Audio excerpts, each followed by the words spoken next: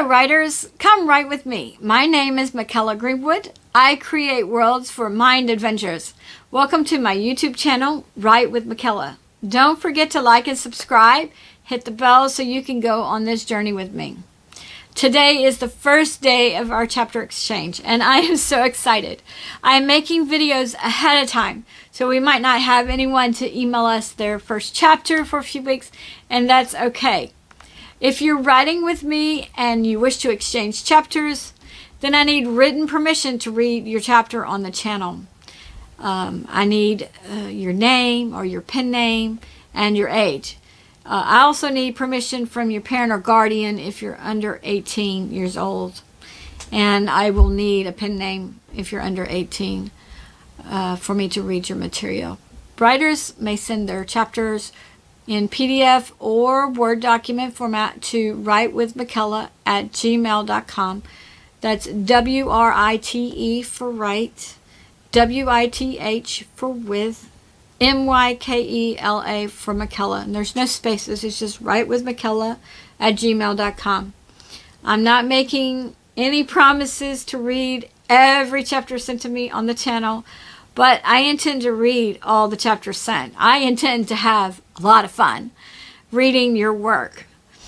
Also, if you need plot 1, then email me and ask me for it. I talked about the plot in last Friday's video. All chapters read on Fridays, whether they are mine or another writer's work, are copyright protected material, and no one may use any part in writing their own stories. Now, before we go any further, I will say this story is at least PG-13, meaning if you were under 13 years of age, you need parental guidance. Parents, in this book, I do have some nudity. Specifically, one character steps into a spider mound, and spiders swarm and crawl all over her. She enters the river to get the spiders off. Another character helps her out of her clothes to remove the spiders. I also have the marriage of a brother and sister. This is not with humans, but with the race of ancients, so it isn't the same that we humans would think of. And, of course, there are battles later on in the story. The story is in its rough draft stage and needs many more passes of edits, but we will read it together. I call this story City of the Ancients, and today we are reading Chapter 1. Chapter 1's title is An Unfortunate Picnic. For those writers who watched the video last Friday with the shared plot, you should know already that number 1 and number 2 of the plot happen in this chapter. Remember that your book will be different than mine, and that's okay. Just have fun. Now let's start reading. It's a scorching hot day, but Kirian, Kirsha, and Kilty decided to still take their family picnic of leisure and tranquility. They packed up a few sandwiches and some berries and water. Kirsha brought along her embroidery, and they headed out. As they stepped out of their 3-story home, the heat hits them, and their sweat starts to pour down. They look up and down the street, but they don't see anyone at this hour. During this part of the year, the people are only out in the early morning and then again in the late afternoon when the sun is heading down. The girls, Kirsha and Kilty, wear their bonnets, and Kirian wears a straw hat. Smells of fresh baked bread drift to their noses, but they also smell the grass and few flowers. They head out to their usual spot, which is near several berry bushes, so they can gather berries before they come home if they choose to. Also, wildflowers spread throughout, which makes a colorful scene. Kilty is a vibrant youth of 9 years. She hasn't always been so vibrant and could easily pass for a girl of 6 or 7. Her arms and legs are delicately long and lanky, and she is fast becoming a beautiful and smart young lady. Kirian is a stout young man of 23 years. He works well with his hands, using either wood or metal. Kirian's main problem in life is he lacks confidence. Kirsha is a slim young maiden of 16 years of age, but she could pass for a maid of 20 because she is so serious all the time. All three are intellectual, but Kirsha is the smartest of the three. Kirsha really likes the outdoors and doesn't like being cooped up inside. To her, the inside smells musty, although they all pitch in to clean things up. Kilty likes to run through the tall grass with her hands out to the side to feel the stalks against her palms. There is nothing really to worry about out here. Recently, there was a bear that came into the village, but no one had seen the bear in weeks. Other than that, there were bees and yellow jackets and thorns, but nothing too troublesome. The three of them generally found the same spot, but they weren't precise about it. They sat and ate their lunch. As they ate, Kirsha asked Kilty a few questions from her schooling, and Kilty got them all right. So after she finished, she asked to run around and play. Kirsha and Kirian just smiled and nodded approval. Kirian and Kirsha nibbled the last of their meal, while Kilty gathered flowers. They were glad a gentle breeze occasionally blew and rustled the tall wild prairie grasses. Although there isn't much talking among them, the three of them think of how they grew up in separate villages until 3 years ago, when the wise seers brought them together. None of them grew up with their real parents, but they thought their adopting parents were their real parents. Still, as they think about their past, all three are unaware of their purpose or their united potential, which are the true reasons the wise seers brought them together. 3 years ago, the wise seers told Kirian and Kirsha they were to give the appearance of a married couple, and they were to say Kilty was Kirian's daughter from a prior marriage. They did not understand. But because of circumstances in their original villages, they did not care one way or the other. So they went along with the wise seers' instructions. The wise seers also told Kirian and Kirsha that someday soon all three of them should seek the information of the three ancient orbs. The orbs did not seem important to them. But the wise seers knew the orbs were the keys to the city of the ancients, where the ancients lived, and the ancients knew many things. One thing the ancients knew was the dissenters were gaining strength and knowledge, and would use the ancients' knowledge and research for ill purposes. That is why the ancients hid their original city and information underground. Now, their city is actually in an alternate dimension. Above the original city, the ancients planted trees to form a forest. Then the ancients planted many hardy plants that stretched their way throughout the forest, making the forest nearly impassable. Wild beasts and poisonous plants were drawn to dwell in the forest, and they have flourished. Since the ancients knew the importance of their work from the beginning, they harbored their city inside a ring of formidable mountains. However, they didn't see the vast potential for evil until they had completed many research projects. When they realized the disastrous danger, they were glad. They had been so cautious on where they built their city. Still, because of the challenge the dissenters presented, and the thirst the dissenters had to use the knowledge for evil, the ancients took their protection a step further and locked their city in an alternate dimension.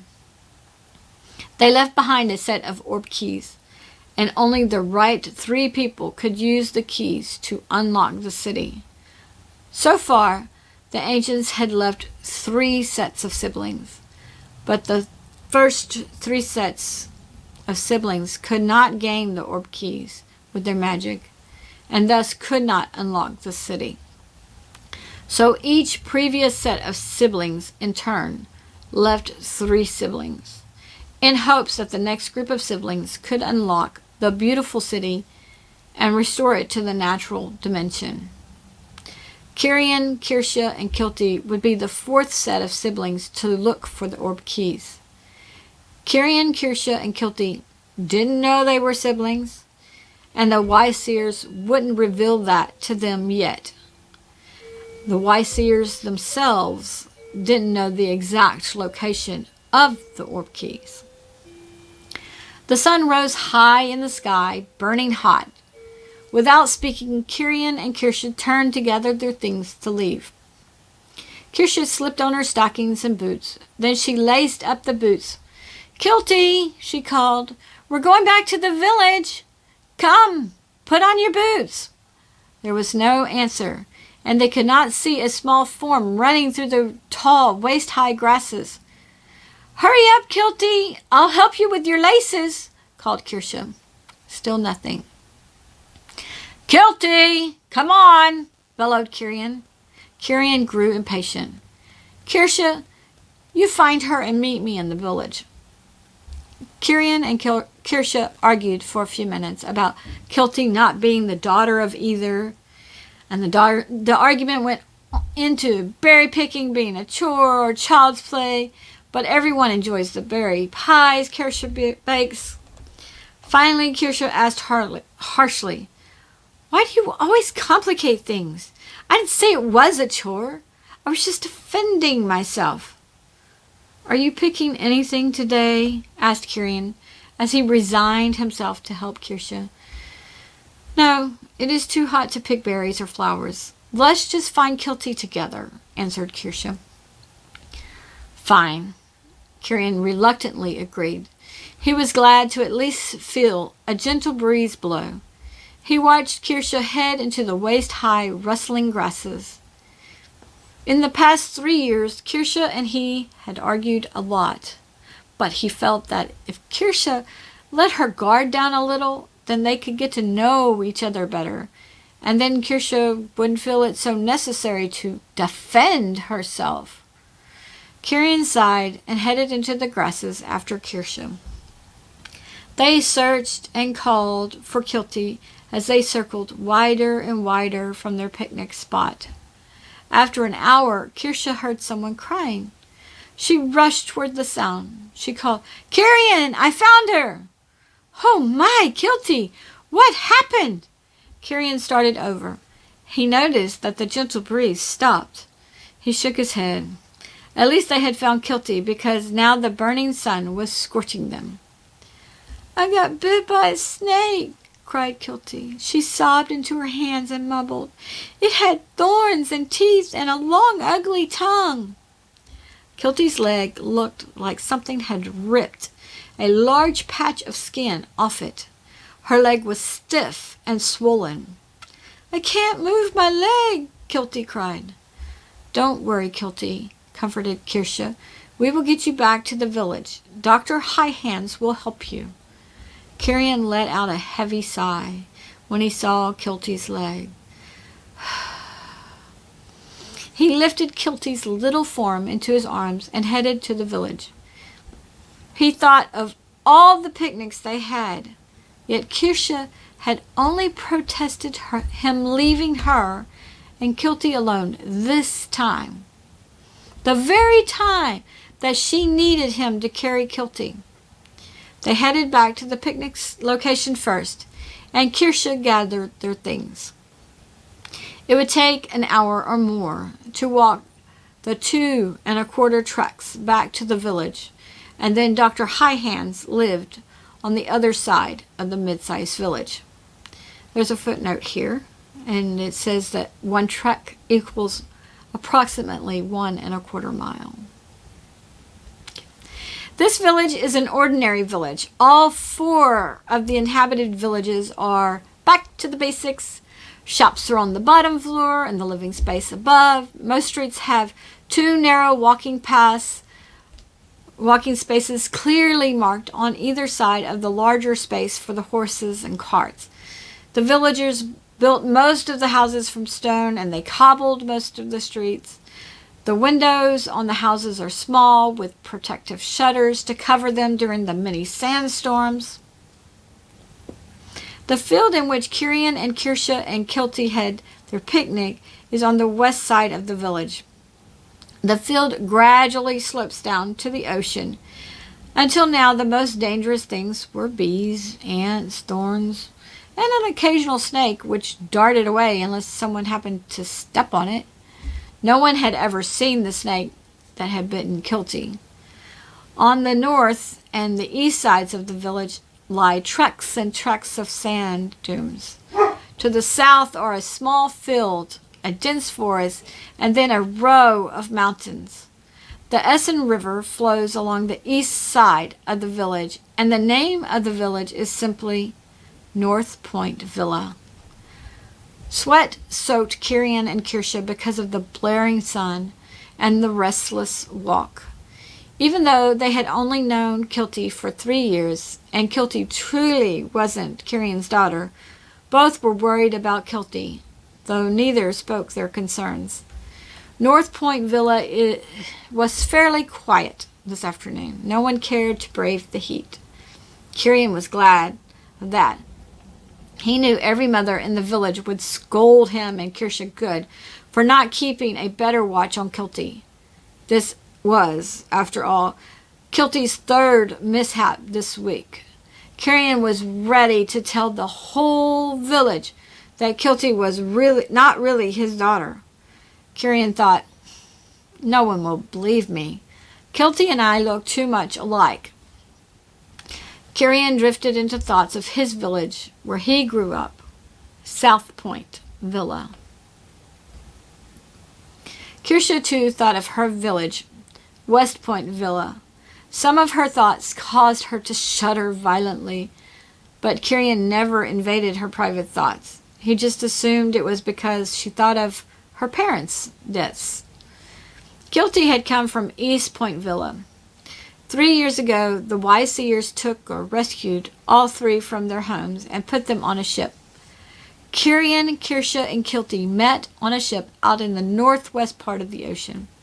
They came ashore together several months later.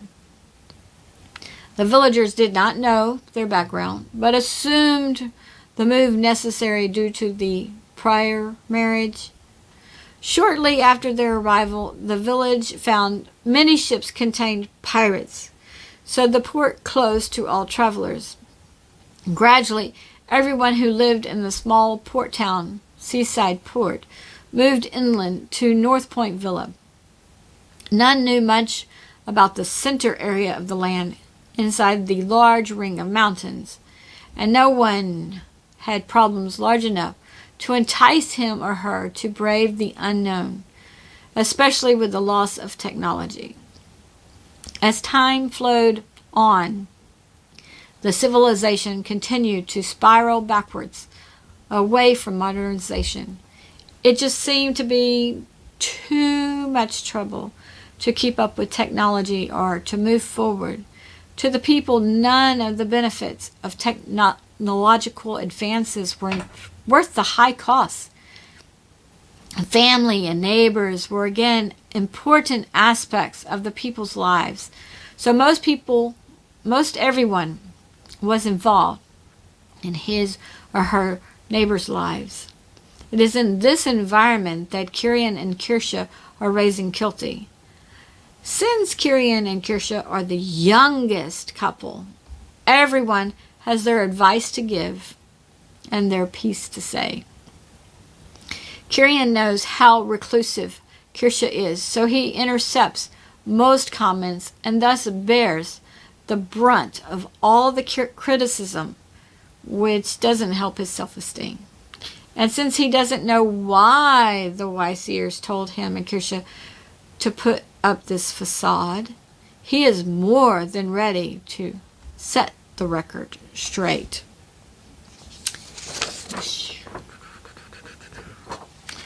Arik Kaiser walked up silently behind his wife. Arisha Kai Rian. He found her bent over, crying into her hands. He gently laid his hand on her shoulder. "What's wrong, dear?" he asked softly. She looked up at him and said, "It's Kilty. She is hurt." Arisha handed Arik the emerald green orb. Arik peered into the orb. He saw Kilty's leg. He felt he knew what it was from, but he asked his wife what happened. Arisha confirmed his thoughts. Arik held his wife in his arms and gently stroked her as she cried.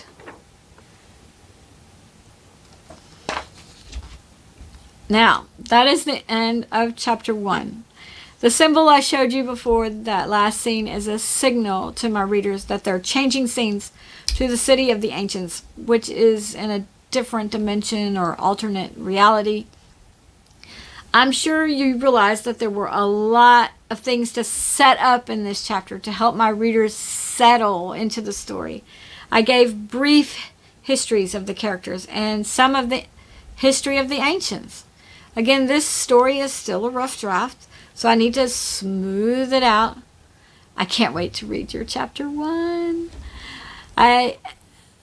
Send it, no matter how rough or polished it is. Once I get chapters to read on the channel, I will release 2 videos on Friday. The first one will be the normal story time with City of the Ancients, and the second one will be a chapter from someone else's story. That is just going to be so much fun. You're going to have fun when your story gets read and you realize as you're writing your story, this is not the same. It's not anywhere close to what I wrote. And, I wrote something very different from yours. That's where it's going to be a lot of fun. Tune in next Friday for chapter 2, Far-Fetched Hope. And tune in Tuesday for some more terms of literary jargon. These will be plot, setting, genre, mood, and theme. Let me know in the comments the names of your 3 characters and which one gets hurt if the character gets hurt in your chapter 1. You may not have decided who gets hurt yet. That's okay. Like and subscribe and hit the bell so we can keep writing together, and I'll see you in the next video on Tuesday. Email me your chapter 1 at writewithmykela@gmail.com. Soon you can visit my website, www.bymykela.com. Thank you for joining me today. I really appreciate your participation. If you know someone who would like this video, then please share it with them. This is Mykela with Write with Mykela. Bye for now.